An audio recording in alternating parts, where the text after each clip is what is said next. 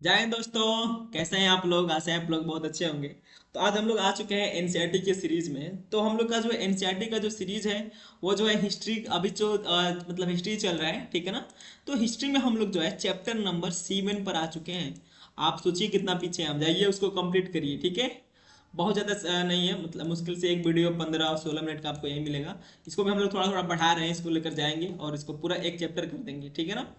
लेकिन फिलहाल तो अभी आपको इतना ही छोटा वीडियो मिलेगा, क्योंकि आप लोग देखते नहीं हैं, आप लोग देखेंगे नहीं बड़ा वीडियो। तो हम लोग को वीडियो जो है बड़ा वीडियो लाने का कोई मतलब नहीं है, इसलिए नहीं बनाते हैं। तो ये निर्भर आप पर करता है, क्योंकि डिमांड एंड सप्लाई अपने पड़ा होगा, तो जैसे आप लोग डिमांड करेंगे वैसा हम लोग जो है अपना आपकी पूर्ति करेंगे, ठीक है ना। तो चैप्टर का नाम है, आज हम लोग इसको देखेंगे। क्या नाम है? महिलाएं, जाति एवं सुधार। ये देखिए बहुत जो है डेंजरस टॉपिक है अपने आप में। अगर आपको जो है मेंस लिखना है तो देखिए प्रीलिम्स में नहीं आएगा, मैं आपको बता दे रहा हूँ। अगर आप प्रीलिम्स की तैयारी करते हैं तो ये नहीं आएगा, लेकिन आप पढ़ लीजिए।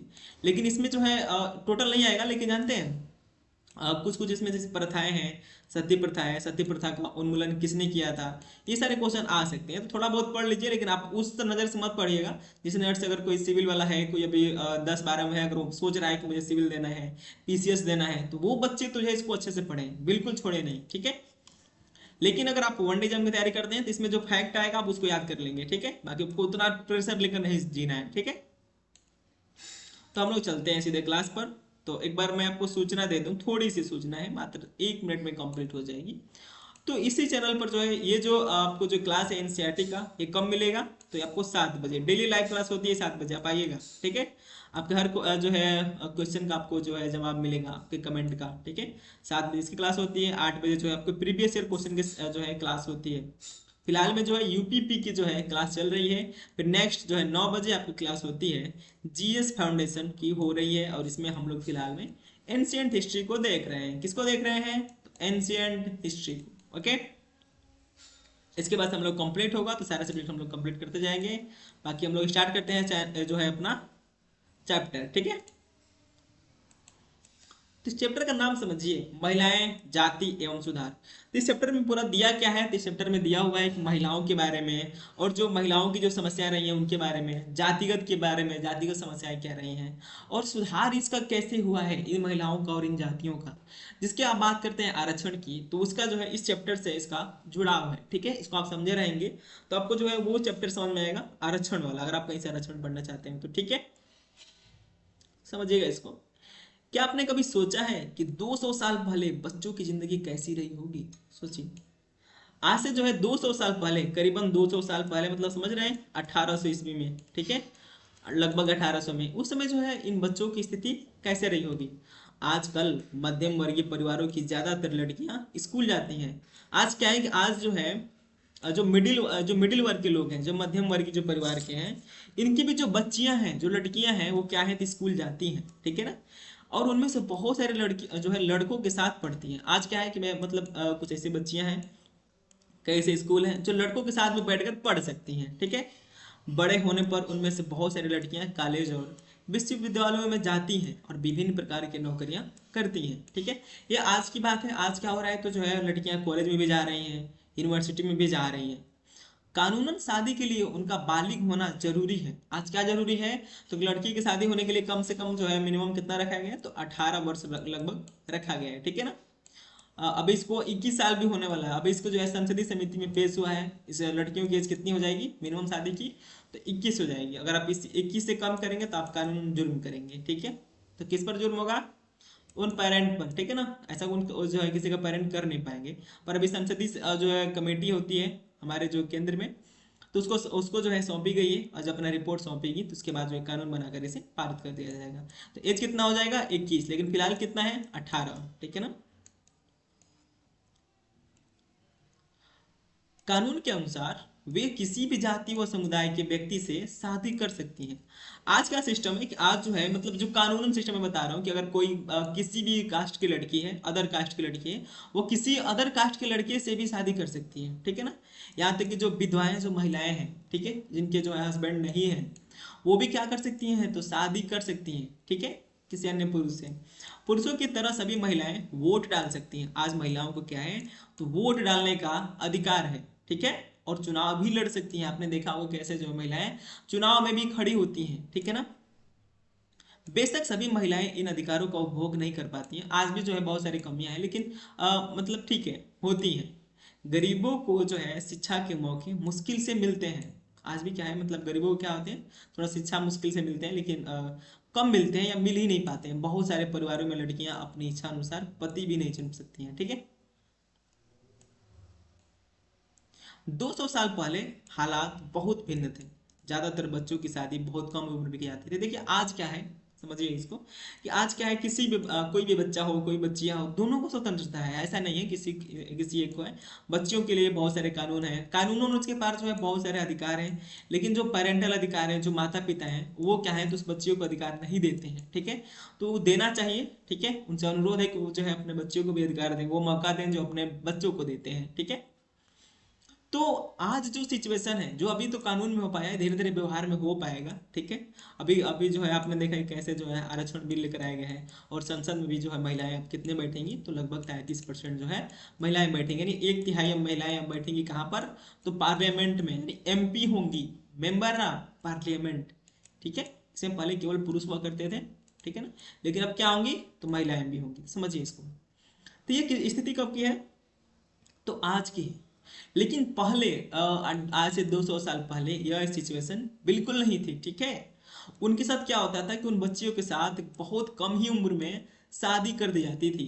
हिंदू और मुसलमान दोनों धर्म के पुरुष एक से ज्यादा पत्नियां रख सकते थे। एक हम आपको पता होगा, होना चाहिए, एक आया है हिंदू विवाह अधिनियम। इसे किसने लाया था, तो डॉक्टर बी आर अम्बेडकर। यही जो इनका रोल है, डॉक्टर भीमराव अम्बेडकर का। तो यहाँ पर इनके रोल को समझिएगा, इन्होंने क्या लेकर आया, हिंदू विवाह अधिनियम, ठीक है, हिंदू मैरिज एक्ट, लगभग 1951 या 52 में आया होगा, ठीक है ना। तो आप इसका डेट गूगल करके देख सकते हैं, इसमें दिया हुआ, तो मैं जरूर बताऊंगा। तो हिंदू विवाह अधिनियम जो आया था, तो इसमें क्या किया गया, तो डॉक्टर भीमराव अम्बेडकर द्वारा जो है इसमें बनाकर जो है यह नियम जो है इस अधिनियम में शामिल किया गया, कि चाहे वो व्यक्ति किसी भी धर्म का हो, ठीक है। मतलब इसमें जो है मुस्लिमों को इसमें शामिल नहीं हुआ था, लेकिन यही जो है 3 तलाक वाला सिस्टम आज तक चलता रहा है। लेकिन जो हिंदू हैं, ठीक है, वो हिंदू में क्या है, कि हिंदू में जो है बहु विवाह को जो है खत्म कर दिया गया था।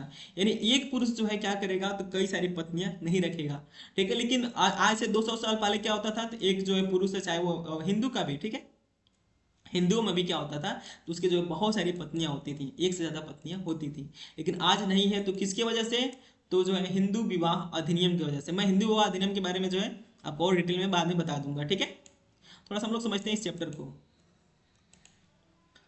ठीक है।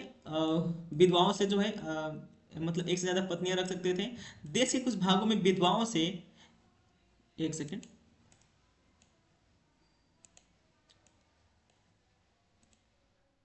ठीक है। तो देश के कुछ भागों में विधवाओं से यह उम्मीद की जाती थी कि वे अपने पति की चिता के साथ ही जिंदा जल जाए। आज से 200 साल पहले, ज्यादा समय नहीं।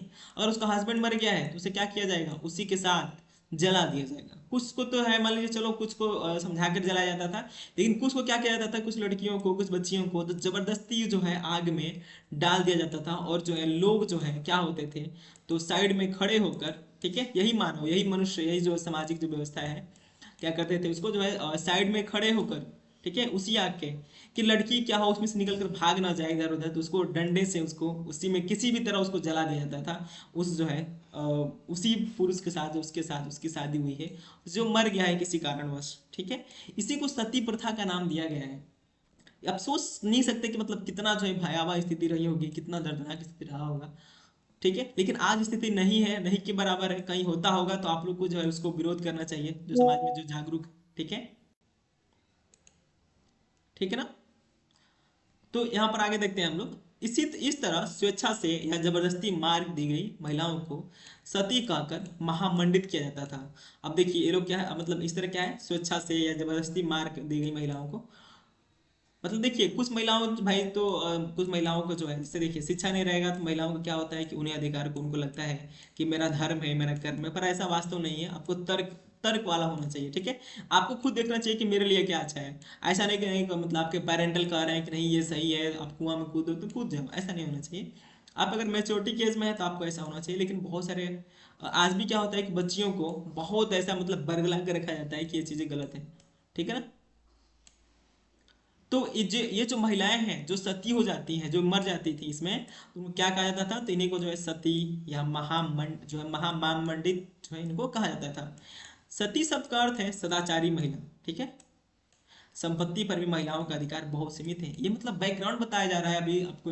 अभी आपसे मतलब चैप्टर आपका शुरू नहीं हुआ है, आपका चैप्टर यहाँ से शुरू होगा, ठीक है। लेकिन मैं आपको एक बता दे रहा हूँ बैकग्राउंड क्या स्थिति थी वहाँ की, ठीक है ना। तो शिक्षा तक महिलाओं की प्राय कोई पहुंच नहीं थी उस समय, जो है महिलाओं को शिक्षा भी नहीं मिल पाती थी। अब जो मतलब हम लोगों ने एक रिपोर्ट देखा था, उस रिपोर्ट में जो है अंग्रेजों के समय में जो रिपोर्ट आई थी, जो पहली जनगणना थी, उसमें क्या लिखा था कि जो 1881 में जो जनगणना हुई हम लोग की, जो पहली जनगणना, उसमें पुरुष साक्षरता दर कितना है आपको पता है?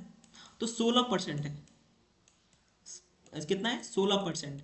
और महिलाओं की साक्षरता दर केवल और केवल 8%। मान लीजिए कि महिलाएं शिक्षित ही नहीं थी, साक्षर ही नहीं थी, शिक्षित तो छोड़ दीजिए। साक्षर और शिक्षित, शिक्षित में क्या अंतर है मैं बता दे रहा हूँ। शिक्षित उसे कहते हैं जिसे क्या हो, तो नॉर्मली जो है मैथ होता आता हो, नॉर्मली जो है वो 10 तक जो है 8 तक वो मैथ जानता हो, उसे क्या कहेंगे आप लोग? तो शिक्षित कहेंगे। लेकिन साक्षर क्या होता है? साक्षर आप उसे ही व्यक्ति को कह सकते हैं जो केवल और केवल क्या जानता हो, तो अपना सिग्नेचर करना जानता हो। भारत में कोई व्यक्ति अगर अपना सिग्नेचर करना मात्र जानता है, तो वह व्यक्ति क्या है? तो साक्षर है। सोचिए कितनी भयावह स्थिति है। कोई व्यक्ति मतलब साक्षरता हम लोग की बढ़ रही है, इसमें खुशी होने वाली बात हम लोगों की नहीं है। और कोई रिपोर्ट आए उसमें दिया जा रहा हो कि हम लोग का देश क्या है, तो साक्षर में बहुत ज़्यादा आगे है, तो ये बहुत ज़्यादा खुशी की बात नहीं है। ठीक है, चलिए आगे हो रहा है, लेकिन वो शिक्षित में कितना आगे हो रहा है, इंपॉर्टेंट ये है, ठीक है। देश के बहुत सारे भागों में लोगों का विश्वास था कि अगर औरत मतलब पढ़ी लिखी होंगी, तो वह जल्दी विधवा जो है जल्दी विधवा हो जाएंगी। अब देखिए, ये पता नहीं कहाँ से लोग तर्क देकर भरे हैं कि जल्दी पढ़ लिख जाएंगी तो वो विधवा हो जाएंगी, ठीक है। समाज में सिर्फ स्त्री और पुरुषों के बीच ही फर्क नहीं था। अब देखिए, अब ये भी मतलब देखिए, केवल और केवल महिलाओं पर ही अत्याचार नहीं हुई है, उन जातिगत जो है, जो निम्न जाति के लोग हैं, उन पर भी खुलकर अत्याचार हुआ है, ठीक है। जो मजदूर हो गए, जो किसान वर्ग हो गए, इन सब पर भी बहुत ज्यादा अत्याचार हुए हैं। तो देखिए, समाज में सिर्फ स्त्री और पुरुषों के बीच ही फर्क नहीं था। कहाँ फर्क था? ज्यादातर इलाकों में लोग जातियों में बटे हुए थे। ब्राह्मण और क्षत्रिय खुद को ऊंची जाति बताते थे, ठीक है। इसके बाद व्यापार और महाजनी आदि से जुड़ी जातियां, ठीक है, का स्थान था। मतलब आपने वो जो है वो पिरामिड देखा होगा, मैं बता दे रहा हूँ। पहले क्या है? ब्राह्मण, फिर क्षत्रिय, वैश्य, हरिजन, ठीक है। सॉरी, हरिजन नहीं, मतलब यहाँ पर शूद्र दिया गया है, ठीक है। क्या दिया गया? ब्राह्मण, जो ब्राह्मण है, क्षत्रिय है, वैश्य है, शूद्र है। तो ब्राह्मण जो है अपने आप को उच्च मानते हैं, फिर जो क्षत्रिय है ये भी दोनों समान मानते हैं अपने आप को, ठीक है, जो ब्राह्मण और क्षत्रिय हैं। और जो वैश्य है, ठीक है, क्या मानता है कि हाँ चलो मैं नीचे वाले से बड़ा हूँ, ठीक है। वैसे भी एक आधार चलता है कि कोई व्यक्ति का हो, कोई व्यक्ति मतलब कितनी भी नीची जाति का हो, वो अपने भी नीचे एक जाति जो है खोज लेता है। ये भी सिस्टम चलता है। तो हम लोग थोड़ा सा और आगे इसको देख लेते हैं। तो क्या है? फिर काश्तकार, बुनकर व कुम्हार जैसे दस्तकार आते थे, मतलब इसके बाद जिन्हें शुद्ध कहा जाता है। इसमें कौन शामिल है?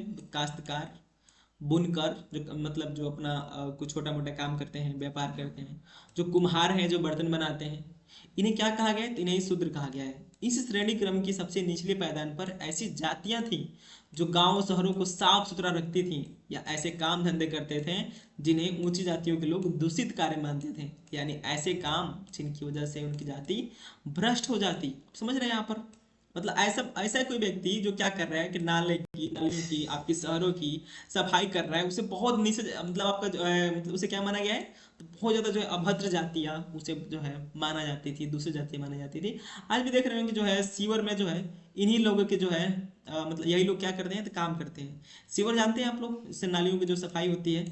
और बहुत सारे मतलब तकरीबन आप कल्पना कर सकते हैं कि जो है साल में लगभग 4,000 से 5,000 लोग जो है इसमें मर जाते हैं, ठीक है ना, काम करने के दौरान। इनकी एज कितनी होती है? तो बहुत ज़्यादा नहीं होती, मात्र 30, 28, 22 यही एज होती है। नए लड़के ही हैं, ठीक है। और ये लोग जो है शिविर में जाकर अपनी जान दे देते हैं, और इनको क्या माना जाता है? तो समाज में इनको निचले दर्जे का माना गया है, ठीक है ना। तो ये चीज़ है, ये बातें दी गई हैं।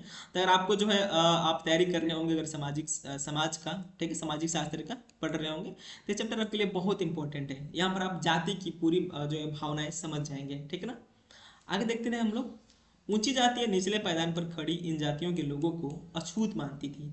यानी इनको जो है इन काश्तकारों को, ठीक है, इन कुम्हारों को, जो भाई बर्तन बना रहे हैं, जिन बर्तन में खाना कौन खाएगा? यही लोग खाएंगे, यही क्षत्रिय, ठीक है, यही क्षत्रिय और जो है जो उच्च वर्ग के लोग हैं, ठीक है। इन लोगों को मंदिरों में प्रवेश करने, सवर्ण जातियों के इस्तेमाल वाले कुओं से पानी निकालने, यानी इन लोगों को क्या है, तो इन लोगों को जो है मंदिर में प्रवेश करने से, यानी जो है ये लोग मंदिर में भी नहीं जाएंगे।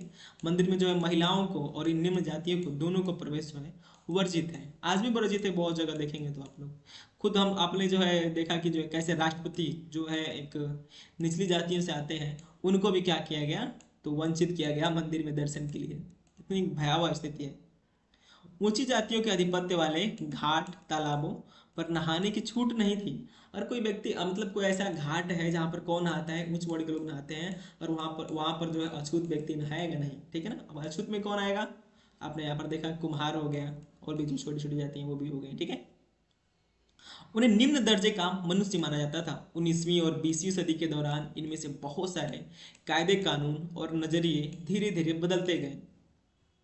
अब देखिए क्या हो रहा है कि जो बात कब की है, तो जो है आज़ादी से पहले की है बात है, ठीक है ना। बहुत समय तक इसके पीछे संघर्ष चला है, लेकिन धीरे धीरे करते करते आज क्या है, सामाजिक में परिवर्तन हम लोग को देखने को मिला है, ठीक है। तो हम लोग को इतिहास समझना चाहिए। तो यहाँ से हम लोग क्या करेंगे, तो नेक्स्ट डे पढ़ेंगे। आज के लिए बस इतना ही, थोड़ा सा इंट्रोडक्शन है, आप यहाँ से समझ सकते हैं, ठीक है। Thank you.